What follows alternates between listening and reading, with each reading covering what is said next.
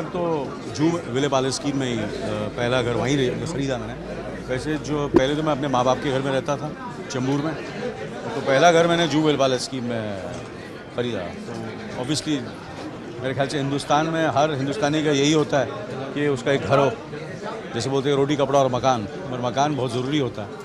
और जैसे कि आप लोग वर्ल्ड वाइड जाते हैं तो उन लोग इतना उस पर ज़्यादा ध्यान नहीं देते, मगर हमारे लिए हिंदुस्तानियों के लिए एक घर बहुत बड़ी चीज़ है। और घर को सजाना, और एक अच्छी पत्नी होती है आपकी तो वो घर को संभालती है, वो संवारती है। और मेरे ख्याल से और ऐसा प्रोडक्ट हो जो जिसका मैं आप साहब खड़े हैं, इनसे पूछिए प्रोडक्ट के बारे में, कौन जो प्रोडक्ट है। हाँ जी,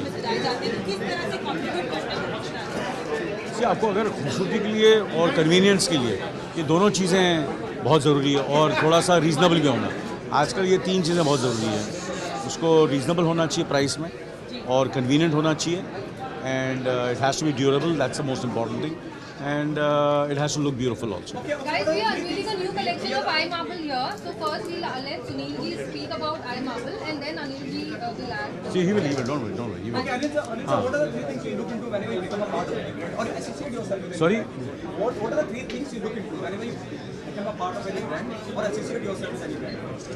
At the moment, for me, the people are more important, and what they are doing. So once I meet those people, and obviously when the people are very important who are behind this product, and of course, and this is a product which is made in India, which is fantastic, and it's world class. It has got a European technology, but it's made in India, so I feel very proud.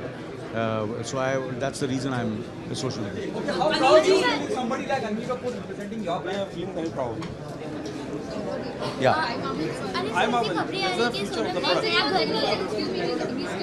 We are unveiling the product. iMarble new collections. अच्छा Anil ji, definitely आपके ढेर सारे fans हैं, पर ऐसे event पे जाना और इस तरह से सेल्फीज के लिए जो बॉदर करते हैं स्टार्स को, सेलिब्रिटीज को, कितना परेशानियों का सामना आप लोग को भी करना पड़ता है। बहुत भीड़ में थे, मुझे तो मज़ा आता है। जगह ऐसी खबरें आ रही कि सोनम ने नया घर लिया है, तो आप उसको किस तरीके से हेल्प करना चाहोगे? मैं अरे उन लोग मुझे हेल्प करते हैं, मैं क्या हेल्प करूँगा? पैसों की बात करें सर, 500,000 की नोट बैन हो गई है, कैसे देखते हैं आप इसे? आई थिंक आ जाओ, तुम खुद जाओ यहीं पे, आ जाओ, सवाल पूछने लो, 10 बार मना किया। सर एक बार iMarble के लिए बोल दीजिए जगह। सर 500,000 की नोट बैन हो गई, इसे किस तरह से देखते हैं? बैन तो नहीं हुए हैं, मतलब obviously this is I think something is great for our future, for our country. थोड़ी सी दिक्कत होगी initially, but ultimately in the long run I think it will be very very good for the country.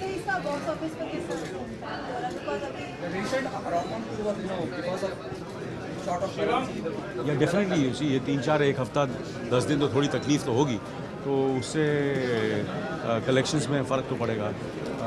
C entertainment is something which is always whenever this kind of things happen, entertainment में फ़र्क तो पड़ता है, and I am sure उसमें restaurant business में भी फ़र्क पड़ा होगा, तो उसी तरह काफ़ी चीज़ों में फ़र्क पड़ा है। तो ये 1-10 दिन में ऐसा चलेगा, बाद में I think will come back to normal hopefully.